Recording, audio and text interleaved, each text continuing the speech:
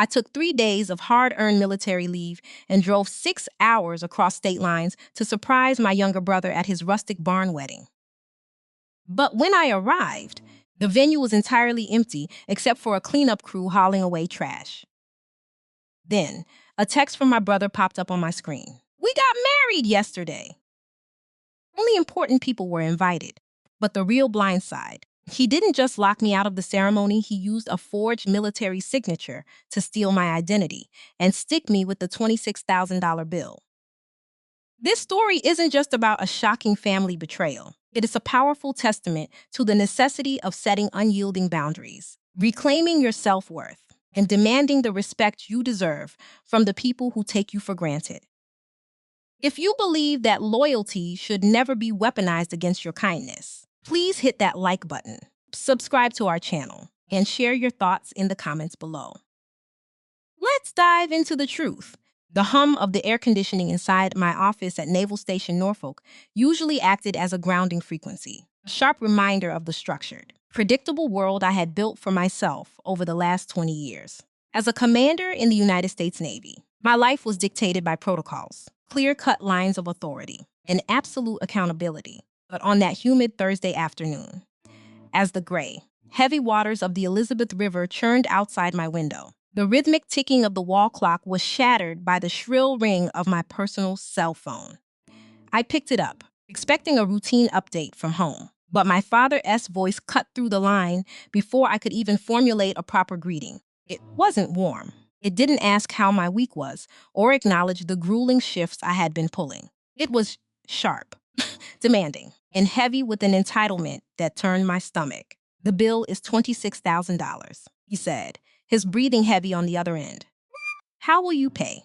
I leaned back in my leather chair, staring blankly at the naval vessels docked in the distance, momentarily wondering if a bad connection had distorted his words. It wasn't tea, the staggering amount that froze the breath in my throat. Nor was it the familiar, exhausting sting of my family asking for financial rescue. It was the sheer audacity of who was asking and the timing of the request. Just 3 days prior, I had sacrificed my hard-earned military leave, 3 precious days negotiated through intense scheduling conflicts at the base to make a 6-hour trek down to the rolling, sun-drenched hills of Franklin, Tennessee. I had driven across state lines with a uniform pressed in the back seat, a heart full of cautious optimism, and the genuine desire to see my younger brother, Brody, step into adulthood at his wedding. Instead, my mind flashed back to the haunting image that would now be burned into my memory forever. Standing entirely alone in the gravel parking lot of Maple Creek Events. The venue was a beautifully restored, rustic barn adorned with delicate string lights and pristine white fences, looking exactly like a postcard for a perfect Southern wedding. But there was no music. There were no well-dressed guests mingling on the lawn, no laughter echoing from the rafters. The only signs of life were a couple of tired venue workers folding up wooden chairs and hauling heavy, black trash bags toward a dumpster in the corner. When I had approached the site manager, a weary-looking woman, and told her I was there for the Vance wedding, she had looked at me with a mixture of pity and confusion before delivering the blow. "The Vance wedding was yesterday, ma'am." Before the shock could even settle into my bones, my phone had buzzed in my hand with a text message from Brody himself. The words were a calculated, venomous strike designed to minimize my existence while maximizing his twisted sense of superiority. "We got married yesterday. Only important people were invited." I had stood in that empty lot for what felt like an eternity, watching the dust kick up around my rental car, processing the devastating realization that my entire family, my mother, my father, my aunts, and my cousins had known about the date change. They had updated their travel plans, coordinated their outfits, and raised their glasses in a toast, all while leaving me to drive blindly toward a ghost town. They had taken my financial contributions, the thousands of dollars I had directly wired to their caterers and florists over the past 6 months, because money was tight, and used them to fund an elite celebration that I was deliberately barred from attending. And now, a mere 72 hours later, my father was on the phone, demanding that I liquidate another $26,000 to clear the remaining balances of Brody's extravagant weekend. A cold, hard laughter bubbled up from my chest, not an angry outburst, but a quiet, hollow sound that carried the weight of a woman who had finally reached her breaking point. "Then Brody can pay it himself," I said, each word deliberate, sharp, and final. A suffocating silence fell over the line. The kind of absolute quiet that occurs when someone is struck by a truth they never anticipated. Victoria, my father whispered, his voice suddenly stripped of its commanding authority. I didn't answer. I pressed the end call button, set the phone face down on my desk, and felt an unfamiliar, liberating coldness settle over my heart. The family peacemaker was dead. This next morning, the habit of 2 decades in the military woke me before dawn. I made a bitter cup of black coffee and sat on my apartment balcony, watching the sunrise bleed crimson over the Virginia coastline, refusing to check the avalanche of missed calls and frantic voicemails clogging my phone. When I finally arrived at my office at 700, a routine automated email from a civilian address caught my eye, completely derailing my morning operational review. It was an official automated billing reminder from Sandra Whitmore, the owner of Maple Creek Events, flagged as an urgent notice for an outstanding balance. My eyebrows knitted together as I opened the attached PDF contract. I expected to see Brody S. name or my father S. signature on the dotted line. Instead, typed out in clean, unyielding digital font under the section marked Primary Financial Guarantor was my own name, Victoria Vance. My stomach dropped into a cold abyss of disbelief as I scrolled through the pages. It wasn't just my name. Whoever had filled out this document possessed my personal naval email address, my direct phone extension at the base, and my residential address in Norfolk. It was a legally binding digital contract, seemingly authorized with an electronic signature that claimed to be mine, utilizing my active duty military credentials to bypass the standard credit checks and security deposits the venue usually required for high-end events. My blood ran completely cold as the pieces of the puzzle violently locked into place. Brody hadn't just excluded me from his wedding out of petty sibling rivalry. He had systematically used my professional identity, my pristine financial credit, and my military rank as a financial shield to fund a lifestyle he could never afford, fully operating under the assumption that I would eventually just sigh, complain, and foot the bill to protect the family name. Determined to separate my emotions from the raw data, I immediately reached out to Ethan Cross, a sharp, civilian contract attorney and former Marine whose office sat just outside the base gates. Walking into his office later that afternoon, I felt a heavy shroud of vulnerability. But the moment Ethan looked over the documents, the atmosphere changed. He didn't look at me with the conditional affection my family used. His rugged, disciplined gaze was entirely focused on protecting my sovereignty. Did you authorize this digital signature? Tori, he asked, his voice a calm, reassuring rumble that sent a strange, comforting warmth through my chest. No, I replied firmly. I didn't even know this contract existed until this morning. Ethan folded his hands, a tight, dangerous smile touching his lips. Then this isn't a family dispute anymore. Commander! This is identity theft and contract fraud. Over the next few hours, Ethan and I became a tactical unit, systematically dismantling Brody's sloppy web of lies. We pulled the digital footprint of the contract submission, tracing the originating IP address directly back to the residential Wi-Fi network of my parents' home in Franklin, Tennessee.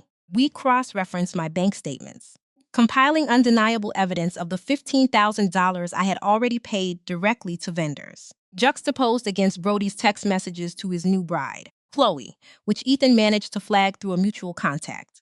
The messages revealed a horrific narrative. Brody had told Chloe that I looked down on her small-town background, that I hated their relationship, and that I had refused to attend the wedding because I was too busy with top-secret naval operations. As the paper trail grew thicker, a chilling realization dawned on us. Brody hadn't just moved the wedding up by 24 hours due to a scheduling conflict as my parents believed. He had intentionally shifted the date because he knew the final. Massive vendor payments were legally due on the original date, the very day I was scheduled to arrive. His plan was to be long gone on a honeymoon flight to a non-extradition tropical country, leaving the vendors to legally target me through the fraudulent guarantor clause he had forged. Looking at the mountain of physical, undeniable evidence sitting on Ethan S. desk, the residual sadness I had carried since standing in that empty barn vanished, replaced by a fierce, unyielding resolve.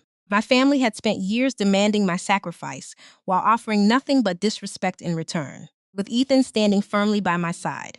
I knew the game was over. They wanted a financial savior, but what they were about to get was a commander taking back her power, Here are chapters 3 and 4, written in immersive, long form prose to continue the high stakes dramatic narrative. The mid morning sun streamed relentlessly through the grand arched windows of the Franklin Country Club, casting a deceptive warmth over the elegant post wedding family brunch.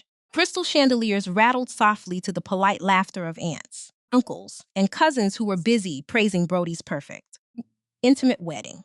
I stood at the heavy double doors of the banquet hall, my posture unyielding, dressed in my civilian finest, but carrying the invisible weight of my uniform.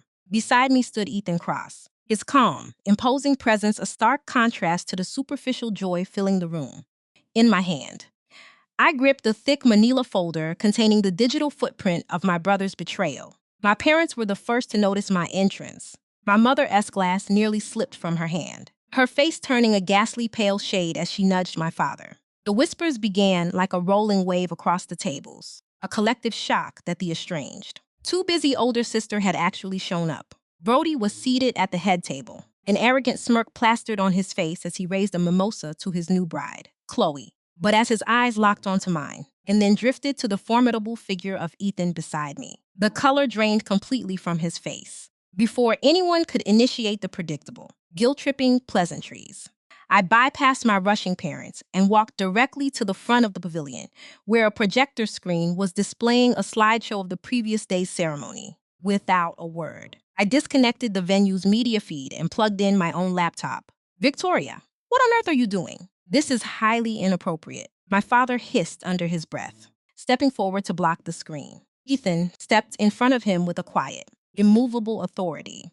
Mr. Vance, I suggest you stand down and watch. For your own legal safety. The room fell into a suffocating, dead silence as the first document flashed onto the screen. It wasn't a family photo. It was the digital contract from Maple Creek Events, magnified to show the forged military signature and my stolen credentials. For years, this family has viewed me as a safety net, I announced, my voice echoing off the high ceilings with the absolute authority of a naval commander. But yesterday, my brother crossed the line from entitlement to federal fraud. I advanced the slide, revealing the IP address logs that Ethan had verified, tracking the forgery directly to my parents' home network, followed by the bank receipts of the $15,000 I had already selflessly contributed. The murmurs among the relatives turned into gasps of horror as the pristine facade of the golden child began to crumble in real time. The final blow came when I displayed the text logs Brody had sent to Chloe, fabricating a web of malicious lies about my disdain for her to ensure she wouldn't question my absence. Chloe turned to Brody, her eyes wide with a mixture of betrayal and disgust, slowly pulling her hand away from his. Brody slammed his glass onto the table, his arrogance violently morphing into panicked desperation. You're ruining my life over a misunderstanding. Tori, your family, you were supposed to help me, he shouted, his voice cracking under the weight of the exposure. I looked at him, feeling no anger, only a profound, liberating pity. No, Brody, you ruined your own life the moment you assumed my love gave you the right to steal my identity. The fallout from the country club ambush was swift and merciless. Following the public exposure, the family fractured under the weight of the truth, and the elegant brunch dissolved into a chaotic legal briefing. Ethan and I retreated to a private conference room at the venue, accompanied by my shell-shocked parents and a devastated Chloe, who had already summoned her father, a prominent local developer with immense legal influence in the county. Brody sat in the corner, stripped of his charm, looking smaller and more pathetic than he ever had in his 34 years of life. The silence in the room was heavy, broken only by the sound of Chloe's quiet sobbing as she realized the man she had married was a calculating fraud. Chloe's father wasted no time. He looked at the federal legal packets Ethan had meticulously prepared and turned his icy gaze toward Brody. The marriage support is null and void. My lawyers will have the annulment paperwork drawn up by Monday morning, he stated flatly, before turning to me with a respectful nod. Commander Vance!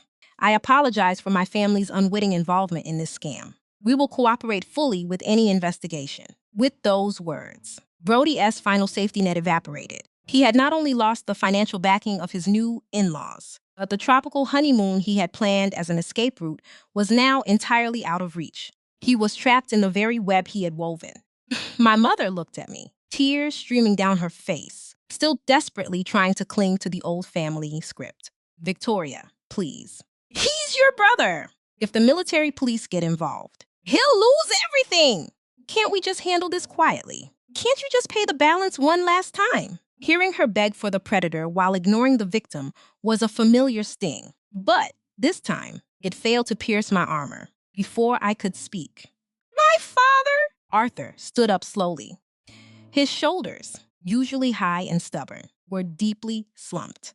He walked over to the table, picking up the printout of the forged signature, staring at it for a long time. The realization that his decades of enabling had turned his son into a criminal who nearly sent his honorable daughter to a military prison seemed to age him by 10 years. No, Cheryl, my father said, his voice trembling but firm as he turned to my mother. We are done. He walked over to Brody, looking down at his golden child with a profound, painful clarity. I've been making excuses for you since you were 17 years old. Brody, when you wrecked cars, when you lost jobs, when you stole from our own joint accounts. I blame Tori for being too distant, but the truth is, she was the only one doing things right. He slammed his hand on the table, pointing directly at his son. You created this mess. You will sell your truck. You will liquidate every asset you have, and you will sign over your equity to pay back every dime you stole from your sister and these vendors.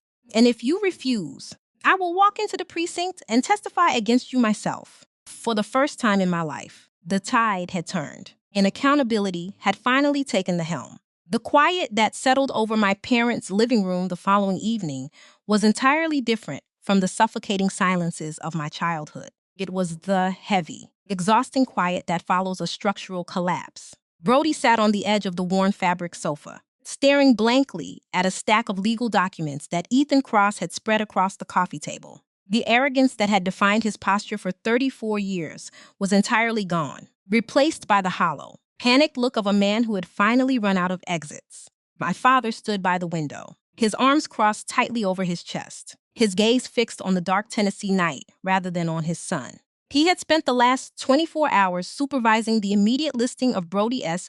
prized recreational vehicle and heavy-duty pickup truck for emergency liquidation. There would be no family loan, no quiet shifting of funds from my mother's savings account, and no sweeping this under the rug to protect the family name. The boundary had been drawn in stone for the first time in our lives. Everyone in the room was forced to stand on their own side of it. Ethan navigated the legal terms with a cold, professional precision that left no room for emotional negotiation.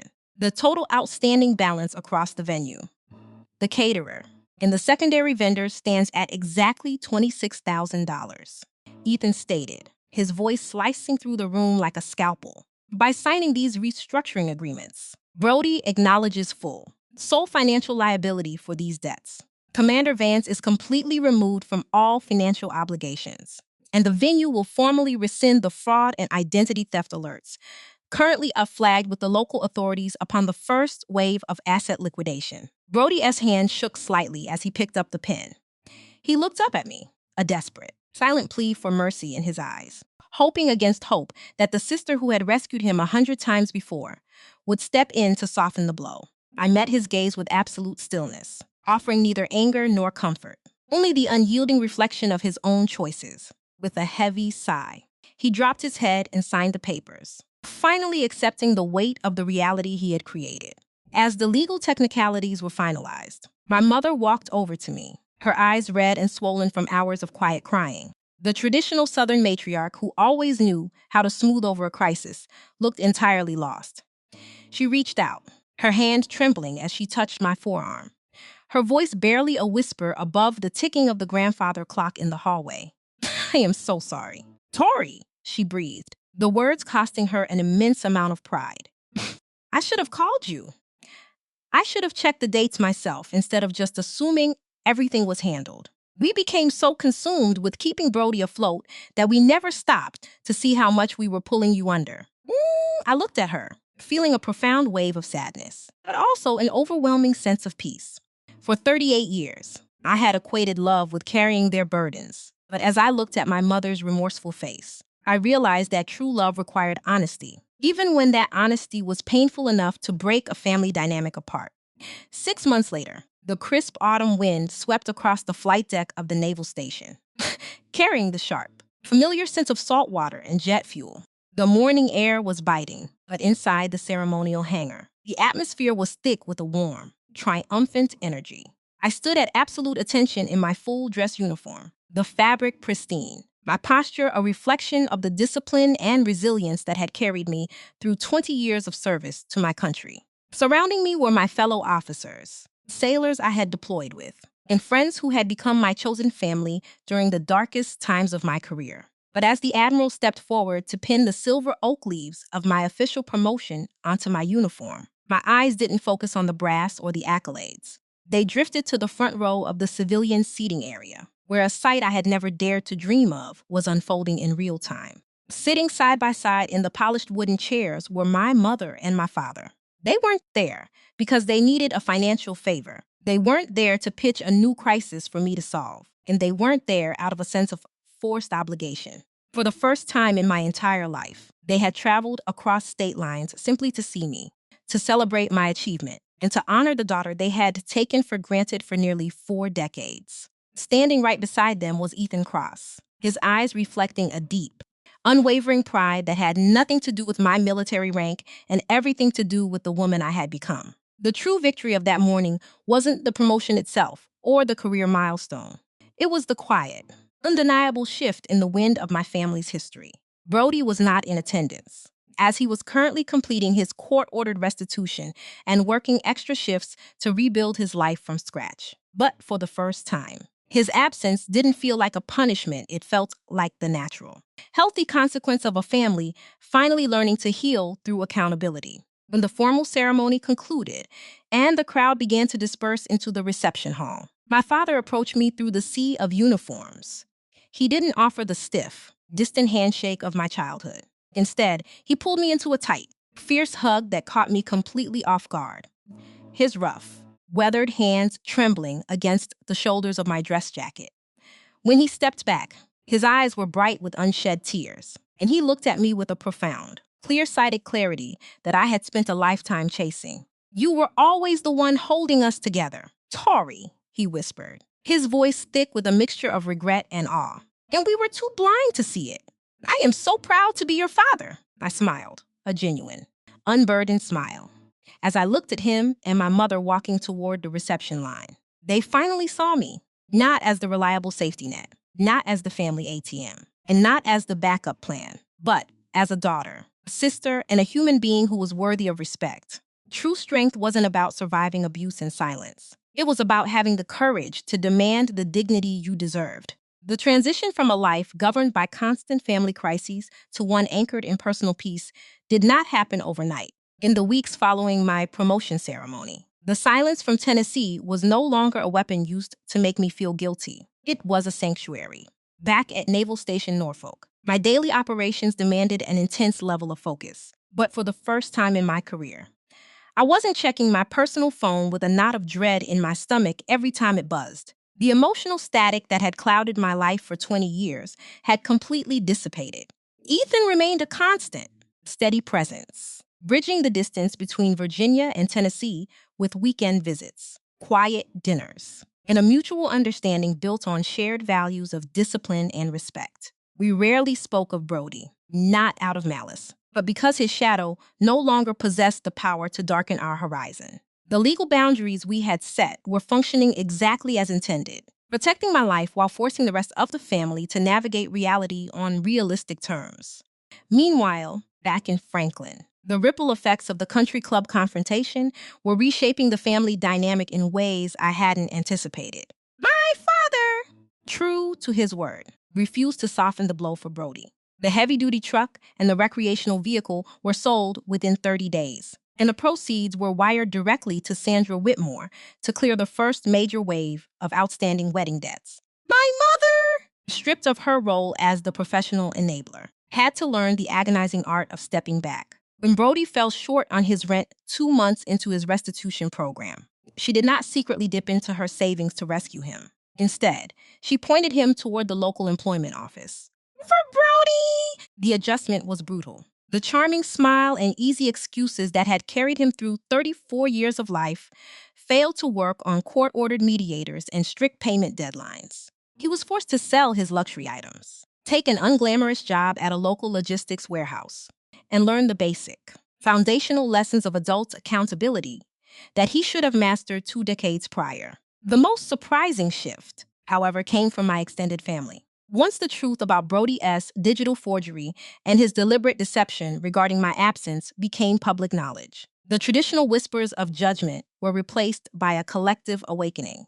Relatives who had spent years casually comparing my distant military life to Brody S.'s relatable struggles began to look at the situation through a lens of profound clarity. My aunts and uncles reached out to me, not with demands for money or requests to smooth over the drama, but with genuine apologies for their long-standing blindness. They realized that by celebrating Brody's fragile ego at my expense, they had participated in a system that punished the responsible child while rewarding the predator. This validation, while not something I had actively sought, provided a quiet sense of closure. It proved that when a victim has the courage to stand firm and present undeniable facts, the truth has a natural way of dismantling even the most deeply entrenched family delusions.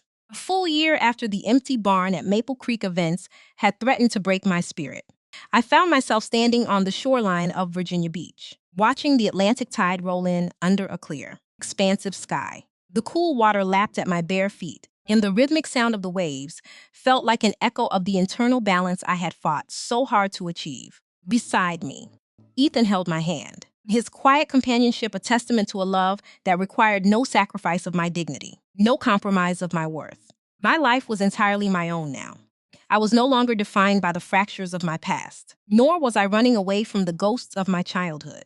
I had reclaimed my name, my credit, my honor, and most importantly, my emotional sovereignty. The woman who had spent decades trying to earn her family's love through endless financial rescue had finally realized that her value was never tied to her utility as a safety net.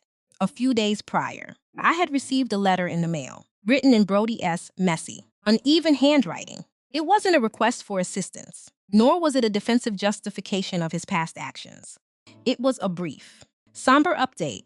He had successfully cleared the final installment of the $26,000 debt using his own hard-earned wages from the warehouse. He wrote that Chloe's annulment had been finalized, a painful reality he was learning to accept, and that he was currently attending counseling to address the deep-seated resentment and entitlement that had ruined his relationships. He didn't ask for forgiveness, and he didn't expect an immediate invitation back into my life.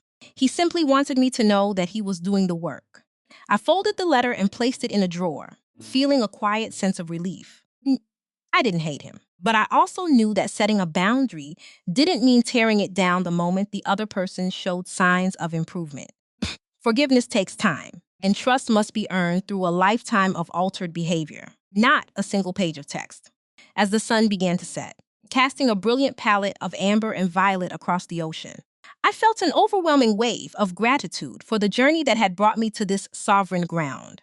True strength was never about enduring disrespect with a silent, suffering smile. It was about having the courage to look at the people you love most and say, I love you, but I respect myself too much to allow you to destroy me. Setting boundaries wasn't an act of selfishness. It was the ultimate act of self-preservation and the only true path toward authentic healing. My family was finally learning to interact with me as a human being rather than a transaction, and I was finally free to live a life built on mutual respect and genuine love. Standing there on the edge of the continent, with the vast ocean stretching out before me, I knew that the storm had finally passed, leaving behind a foundation that was unshakable, beautiful, and entirely my own. The morning sun over Naval Station Norfolk carried a crisp, rejuvenating clarity as I stood on the pier, watching the steady deployment of a guided missile destroyer. The rhythmic clanking of heavy iron chains and the sharp whistles of the deckhands echoed across the harbor sounds that had served as the soundtrack to my adult life for over 2 decades. For years, I had immersed myself in this structured, military environment because it offered an escape from the chaotic, boundaryless emotional landscape of my childhood. Within the Navy, accountability wasn't a choice. It was a baseline expectation. Actions had immediate, visible consequences, and respect was earned through competence and integrity, not demanded through manipulation or birthright. Standing there in my freshly pressed service uniform, I realized how profoundly my military journey had prepared me for the painful personal storm I had just weathered. It had given me the emotional armor required to look at the people who raised me and demand the same level of dignity I gave to my country every single day. Ethan Cross walked up beside me, holding 2 thermal cups of hot coffee, his familiar, steady presence instantly putting me at ease. He didn't speak immediately. He simply stood by my side, mirroring my gaze out toward the vast expanse of the Atlantic. Over the past several months, our relationship had evolved from a tactical alliance into a deep, unshakable partnership rooted in mutual respect. Unlike my family, who had spent decades treating me as an insurance policy, Ethan viewed my strength not as a resource to be exploited, but as a quality to be honored. "You rethinking about them again, aren't you?" he asked quietly, handing me a cup. I took a slow sip, letting the warmth ground me against the sharp ocean breeze.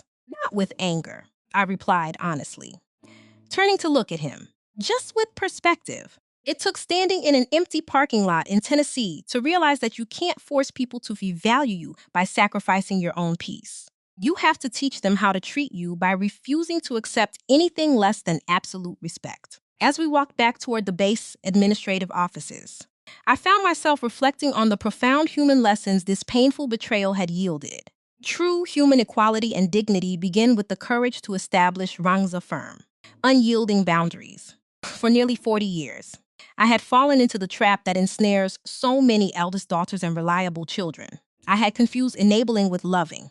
I had allowed myself to become the family ATM, the cleanup crew, and the unconditional backup plan, because as I believed that carrying their burdens was the only way to maintain their affection. But that was T-love. It was a transaction masquerading as family loyalty. True compassion does not mean participating in someone else's self-destruction, nor does it mean allowing your own hard work to be wiped out by another person's reckless entitlement. When we refuse to hold the people we love accountable, we aren't protecting them. We are robbing them of the opportunity to grow up, face reality, and become decent human beings. By the time we reached my office, I felt a deep sense of gratitude for the very trial that had initially broken my heart. The storm Brody created had forced a long overdue cultural shift within the Vance family tree. My parents were finally learning to communicate with me based on who I was, rather than what I could provide for them. Our weekly phone calls were no longer frantic barrages of financial emergencies. Instead, they were filled with genuine conversations about our lives, our health, and our mutual interests. They had finally begun to see me as a daughter, an independent woman with her own life, and a human being worthy of basic emotional respect. The old, toxic system of favoritism and silent enabling had collapsed under the weight of the truth, and in its place, a fragile but authentic foundation of mutual accountability was beginning to take root. It was a hard-won victory, proof that while setting boundaries might cause a temporary family earthquake, it is ultimately the only way to build a house that won't cave in on your soul. The final chapter of this long, emotional journey did not end with a dramatic confrontation or a grand celebration, but with a quiet evening of profound self-realization. I sat at the small wooden desk in my apartment, the soft glow of a desk lamp illuminating a clean, empty workspace that used to be cluttered with family invoices and legal notices. I opened my journal and began to write, not out of sadness, but out of a deep necessity to preserve the wisdom I had gained over the last 12 months. If my story carried any value for the world, it was the fundamental truth that your worth as a human being is entirely independent of how useful you are to other people. You do not need to earn your right to peace, dignity, and respect by continuously solving crises that you did not create.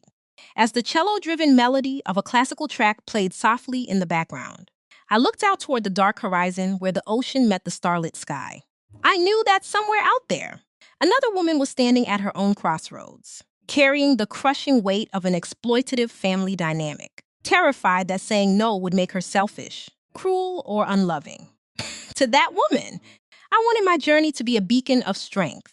Setting boundaries does not make you a villain. It makes you sovereign. It is an act of supreme self-preservation to stand tall in your truth. Look at those who take you for granted and declare that your kindness is no longer an open invitation for disrespect. True healing only begins when we stop pretending that nothing happened and instead hold up a mirror of absolute accountability to reality. Ethan walked into the room, leaning against the doorway with a gentle smile that signaled it was time to leave our worries behind and step into the future we were building together. I closed my journal, feeling a profound, unshakable lightness in my chest that no family crisis could ever steal away again. I had faced the ultimate blindside, dismantled a web of federal fraud, confronted decades of deep-seated resentment, and emerged with my honor, my career, and my soul completely intact. I was no longer the family's reliable safety net or their sacrificial lamb. I was Commander Victoria Vance, a woman who knew exactly who she was, what she had earned, and precisely what she was worth. As I reached for Ethan's hand and walked out into the warm, inviting night, I knew that the storm had officially ended, leaving behind a clear, beautiful horizon that belonged entirely to me. Looking back at the debris of that weekend in Tennessee, I realized that the storm Commander Victoria Vance faced is one that thousands of people quietly endure every single day. We live in a society that often glorifies unconditional sacrifice, especially within families. We are taught that being the strong one means absorbing disrespect, swallowing our boundaries, and continuously fixing crises that we did not create. But true love is never built on your utility as a safety net or a financial ATM. True human dignity begins when we have the courage to look at the people we love most and say, I love you, but I respect myself too much to allow you to destroy me. Setting a firm boundary is not an act of selfishness. It is an act of supreme self-preservation. You cannot heal a fractured family dynamic by participating in their lies, and you can never earn authentic respect by allowing yourself to be used as a doormat. This journey highlights a fundamental lesson about human rights and emotional equality. Every single person deserves to be seen, honored, and respected for who they are, not for what they can provide. True healing within relationships only begins when the veil of favoritism is lifted, when entitlement is dismantled, and when grown adults are finally forced to carry the weight of their own choices. Accountability isn't about revenge. It is the healthiest catalyst for real behavioral change. When Victoria stood her ground with the truth, she didn't just save her credit, she reclaimed her sovereignty. If this story reminded you of someone in your own life, or if you are currently standing at a crossroads trying to find the courage to say no to toxic entitlement, remember your worth. You are not alone. Your boundaries are valid. Please subscribe to our channel. Drop a comment with your own experiences. And share this video with a woman who needs to remember her strength today. And to anyone who thinks they can weaponize a person's loyalty against them, let this be a warning. The truth always catches up with reality, and the fallout will strip away every excuse you have ever made. Protect your peace, guard your heart, and take care of yourselves. The content of this story was meticulously researched, structured, and manually edited by our dedicated team to bring you profound meaning, human values, and transformative life lessons. Thank you for spending this hour with us.